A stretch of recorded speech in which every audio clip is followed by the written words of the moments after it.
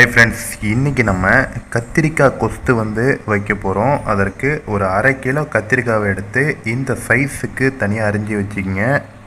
அடுத்தது ஒரு 50 கிராம் வெங்காயத்தை எடுத்து தோலை உரித்து எடுத்து வச்சுக்கிங்க.